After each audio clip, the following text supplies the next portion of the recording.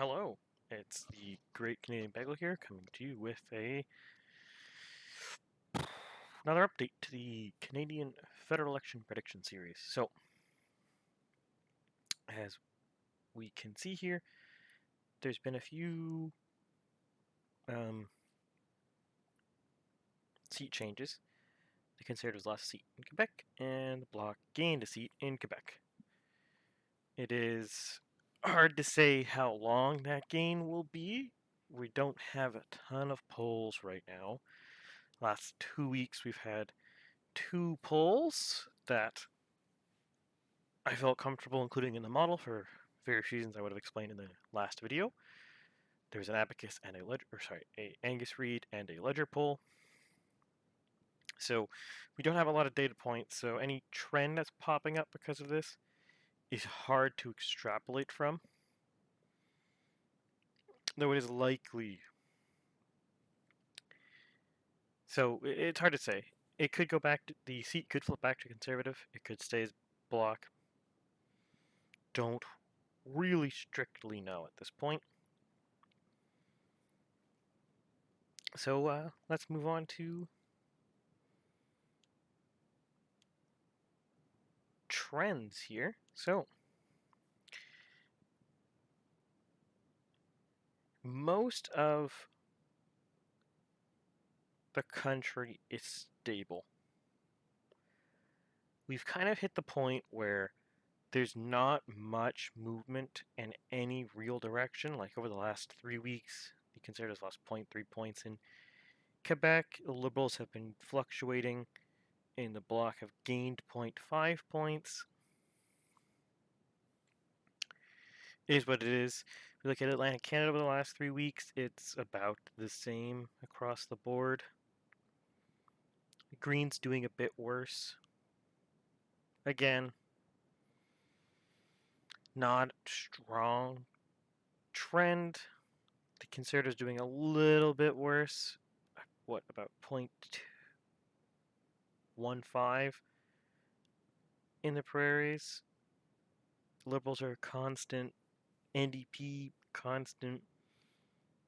Actually, it looks like it is mostly Wexit and People's Party that's benefiting from that.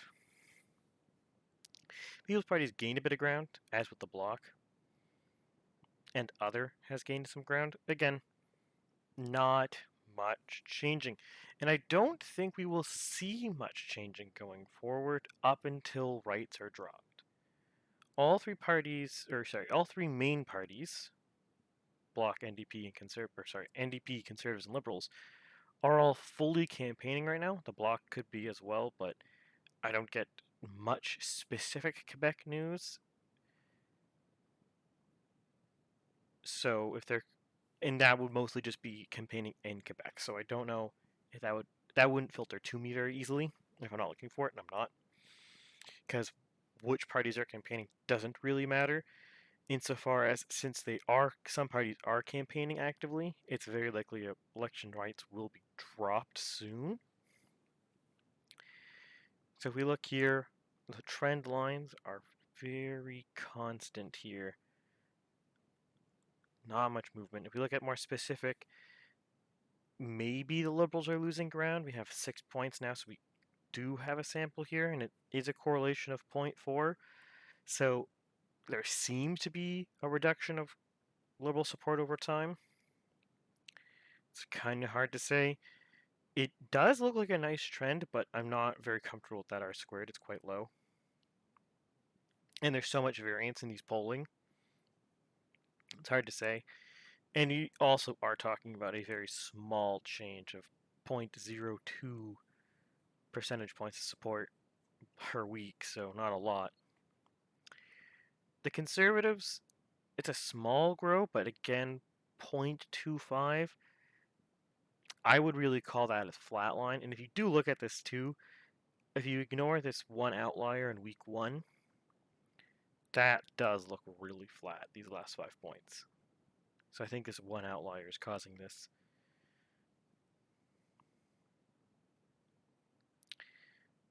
For the NDP here, I mean, the R squared tells you everything you need to know. flat. Flat. Block was flat for 4 weeks, then gained a bit, so it looks like they're going up, but I don't want to put and there is a very strong correlation there of 0.56, but I don't really want, or sorry, r squared of 0.56, but I don't really want to overemphasize this because it's these four were flat. They were the exact same week over week. So if these two are outliers, hard to say. PPC is also growing here at 0.62 week over week. I think that is pretty safe to say that is growth. Or 0.62 r squared. And I think that is pretty reasonable because I think the right wing, the libertarian wing of the Conservative Party, I think, is abandoning it for the PPC, which would be really bad for the Conservative Party, but we will see coming election if that actually does happen. I will note my model does de-weight PPC from polls, which is why if you scroll back over here, they're only being polled at 1.67, which is a bit better than the last election. But it is significantly lower than they're being polled at right now because the last election they were significantly overpolled. So my model does take previous polling error across the last week, polls released in the last week of the election, and averages that out by sample size and a bunch of other stuff to try to figure out the average polling miss to then try to correct for that in the model. Since we have one election for it, there's a very high error bar for PPC here because one election having a huge miss doesn't tell you much, especially since it's the first election the party ran. So they could vary on election day. This 1.67 could be easily outperformed by the PPC because my model extremely underrepresents them from polling because it seems like they do worse than the polling suggests they should do. Again, we will see. Scroll back here. So the Greens were relatively flat for the first 4 weeks, and then the last two they've had a relatively big dip. I'm not sure if that will be a permanent dip, and that dip seems to entirely be related to the whole Paul scandal with like the party trying to get rid of Paul over not condemning the condemnation of anti-Semitism, which is the stupidest possible reason to try to get rid of your leader. Maybe if you are a Green Party supporter and you know something I'm oversimplifying in that description, comment below. Maybe I'm missing something, but from what I can tell from the news I'm watching, or sorry, reading, is the entire kerfuffle seems to be she won't condemn the former advisor Zatzman, who condemned anti-Semitism. So she won't condemn the condemnation anti-Semitism when she herself is a Jew. So obviously she's not supportive of anti-Semitism. I don't know, it seems really stupid. But we will see.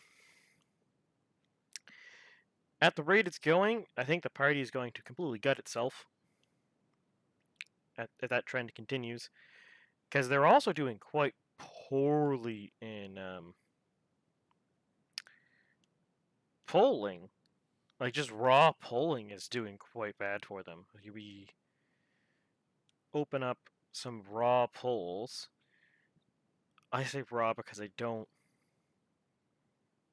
haven't had any adjustments on my end. And when I say adjustments, I don't like checking sampling and making all this stuff make sense and running it through my polling miss correction kind of stuff like that.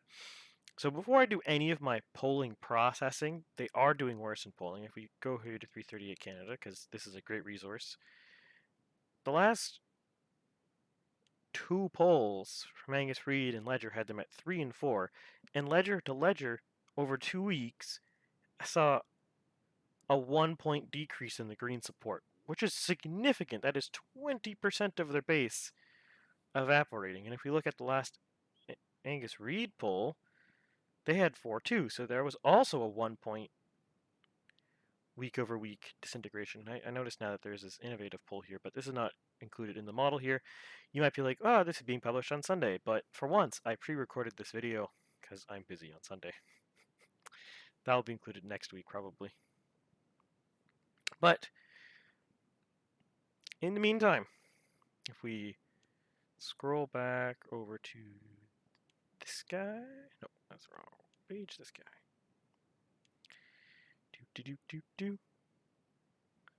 Yeah.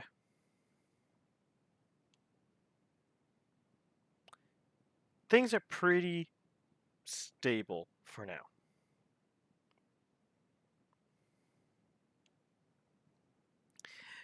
I think going forward, the 2 areas to watch are Ontario, because it looks like the Conservatives are doing better and the Liberals are doing worse there. Really remains to be seen how better and how worse, but they do seem to be doing better and worse respectively. And the Atlantic, because it also seems the last couple of polls that the Conservatives are doing better there, the Liberals are doing worse. Basically, for the last 4 months, the prairies have been pretty constant, so that's not really anything to look at this point. And I think the Liberals have probably hit their saturation point there. Maybe a few seats in BC are pickups from the NDP, but I'm doubtful of this. So, all this said, I don't think there's going to be much changes here. And I don't think much more interesting thing is going to happen from the major parties. The only thing that is a wild card going into this election, which will probably be which is almost certainly going to be the fall, might even be as early as September, is how does the Maverick Party affect the Conservatives in Alberta and Saskatchewan? Because the trick with a new party that has never run before is we don't actually know where that party is strongest. We can presume that the Maverick Party is going to be stronger in rural than urban, but we don't know. I don't think we can know. Maybe someone from Alberta, Saskatchewan who might have a better idea could point me somewhere, or from Manitoba or BC could point me somewhere about where this might be the case. But we don't know where they're going to be strongest, and we don't know if it's going to be uniform or spread. Like if we go to back to my polling model here, or the raw data. So if we look at Alberta, we have 3.8% voting other. 3.8% is a fairly large amount of voters. But if that 3.8% is in rural Alberta, it's not going to do anything directly.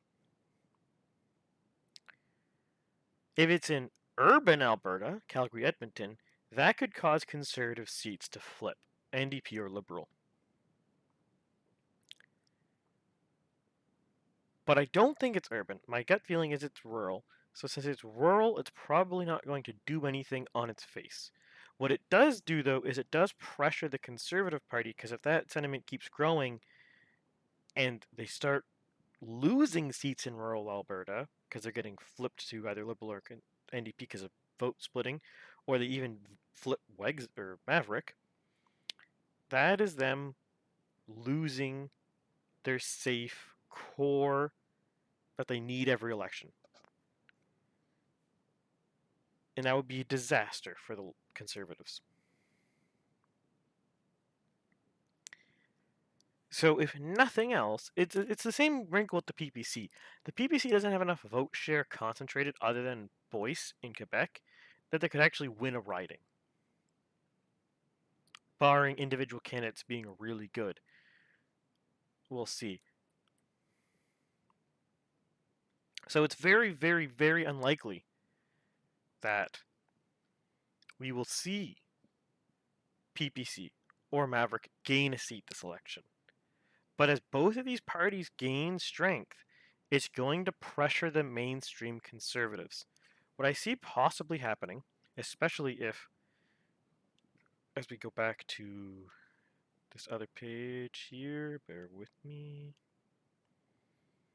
Go back to 338 Canada here. Is this the right page? No, I have to refresh it. Okay. Bear with me.